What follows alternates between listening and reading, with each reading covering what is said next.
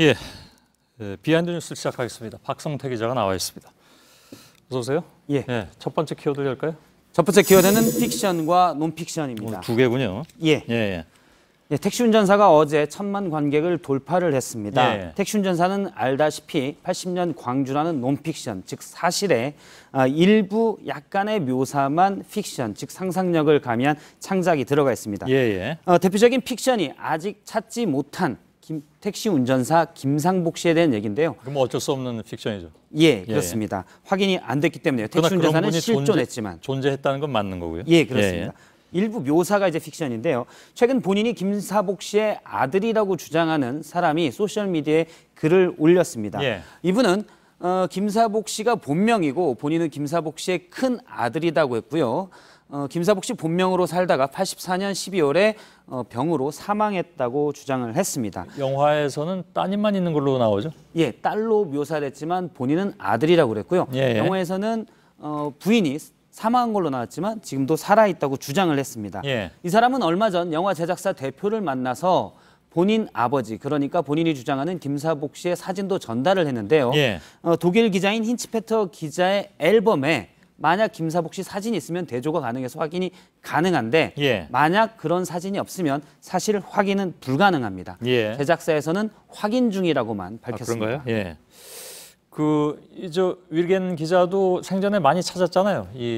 기사본을. 한국에 와서도 많이 찾았고요. 제작사 측에서도 영화를 제작하기 전에 실제 얘기를 들으려고 많이 찾았는데. 근데 제가 그 영화를 잘못 본 건지 모르겠는데 그 왜 그 자기 이름을 적어줄 때 본명이 아니라 저 택시 안에 있던 다른 곳에 써 있던 이름을 이렇게 적어주잖아요. 성냥갑 같은 데 있던 이름을 적어줍니다. 그러면 영화상에서는 본명이 아닌 걸로 돼 있는데 이 지금 아드님이라고 말씀하시는 분은 본명이 김사자 복자라고 얘기를 하고 계신 거잖아요. 그렇게 지금 주장하고 있는 겁니다. 확인이 안 됐으니까요. 알겠습니다. 영화사에서 그렇게 가명을 쓴 것처럼 한 거는 전국에 있는 택시 조합에 다 김사복 씨라는 이름의 택시 운전사를 조사를 했습니다.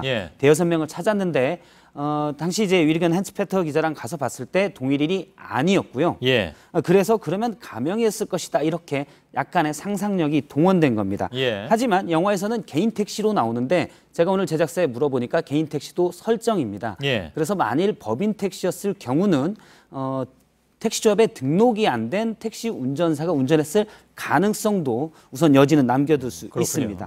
또 힌츠페터가 외국인이기 때문에 예를 들어 김상복이거나 김시복이란 이름을 잘못 들었을 가능성도 제작사에서는 염두에 뒀습니다. 아무튼 그런 부분들 빼고는 다 사실이다, 논픽션이다. 그렇습니다. 그런 얘기잖아요.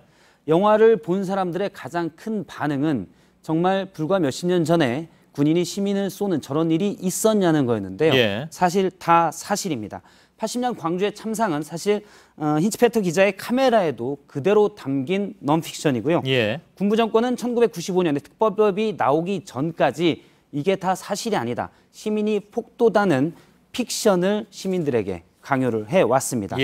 광주의 진실을 지금도 픽션화해서 만들려는 시도는 계속되고 있는데요. 지난 대선 때 5.18 유공자들에게 너무 많은 혜택이 간다라는 찌라시 가짜 뉴스가 있었고요. 자유한국당에서는 이런 부분, 특혜가 너무 많다라고 논평을 대선 시기에 내기도 했습니다. 그리고 얼마 전 한 회고록은 픽션으로 5.18을 다루기도 해서 판매 금지됐습니다. 누구 회고록인지 얘기 안 해도 다 아는 내용이고. 저희가 오늘 1, 2부를 통해서 집중 단독 보도해드린 공습설 이 문제도 분명히 밝혀져야 할 그런 상황이 이젠 됐습니다. 왜냐하면 증언자들이 나왔기 때문에 그분이 직접 조금 아까 인터뷰까지 하셨고요.